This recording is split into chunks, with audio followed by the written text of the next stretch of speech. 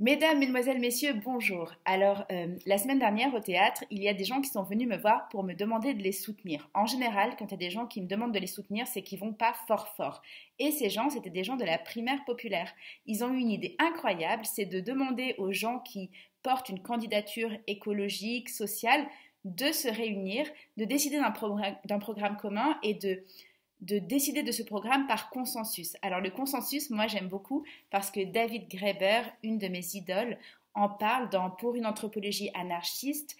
Il dit que il est beaucoup plus facile dans une communauté d'arriver à savoir ce que la plupart des membres de cette communauté souhaitent que de trouver comment convaincre ceux qui ne veulent pas suivre. Alors l'idée du consensus, c'est qu'à la base, la démocratie fondée sur le principe de la majorité était essentiellement à l'origine une institution militaire. Voilà, donc l'idée c'est de se mettre d'accord sur un programme commun et de porter ce programme tous ensemble. Voilà, je vous demande de vous inscrire sur le site de la primaire populaire parce qu'il est déjà bien tard, que la crise écologique est très avancée, qu'il y a des migrants, des réfugiés et ce serait bien de les accueillir autrement que par la haine. Et comme le discours ambiant ne nous propose que cette option, voilà, j'ai vraiment envie d'entendre d'autres propositions. Il paraît que la France a été un grand pays. Peut-être que ce n'est pas seulement par notre histoire qu'on doit le prouver, mais aussi par notre présent. Voilà, alors pour vous convaincre de vous inscrire à la primaire populaire, je vais vous lire un tout petit texte d'un auteur écologiste radical que j'aime beaucoup qui s'appelle Armand Faraki. Comment faire comprendre une science aussi complexe que l'écologie, c'est-à-dire les liens de tout avec tout, l'importance du réchauffement climatique, de la perte de biodiversité à une population privée de ce savoir, étrangère à cette culture, obsédée par la précarité de sa condition plus que par la dégradation des sols.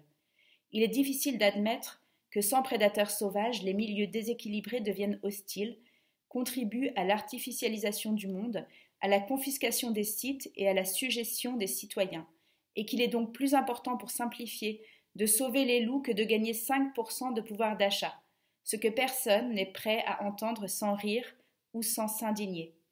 Lorsqu'on n'aura plus accès à l'eau potable ou à l'air libre, l'âge de la retraite paraîtra pourtant bien secondaire. Finalement, quelle meilleure raison de se révolter que de défendre sa vie? Et comment persuader nos contemporains que si la planète continue d'être saccagée, on ne pourra plus tenter que d'y survivre? Peut-on s'attendre à une grève générale contre les pesticides ou au contraire à des manifestations d'ouvriers défendant leur emploi, même si cet emploi les tue, comme on le voit dans la chimie, le nucléaire ou l'agriculture industrielle? Cruelle alternative. Crever de faim ou crever de maladies professionnelles? La prise de conscience suffit-elle à légitimer une insurrection? La violence révolutionnaire est-elle anti-républicaine comme les dirigeants le répètent à l'envi? Le pessimisme n'est pas une invitation à baisser les bras. L'essentiel n'est pas toujours de gagner un combat, mais de le mener. Et quand ce sont les scélérats qui triomphent, il y a de l'honneur à perdre. Les communards n'espéraient pas vaincre l'armée lors de la semaine sanglante. Che Guevara n'avait aucune chance de gagner quoi que ce soit en Bolivie. Les insurgés du ghetto de Varsovie n'avaient d'autre objectif que de mourir les armes à la main. Rien de plus humiliant qu'un combat perdu de n'avoir pas été mené. Peut-être faut-il plusieurs échecs avant un succès.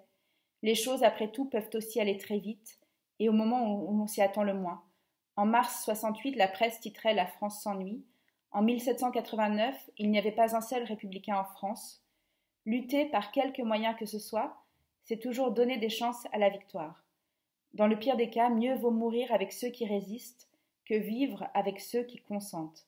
On peut dire alors avec Senancour, si le néant nous est réservé, ne faisons pas que ce soit une justice. Voilà, merci beaucoup. Rejoignez la primaire populaire, l'humanité peut faire mieux, on doit faire mieux, on va faire mieux.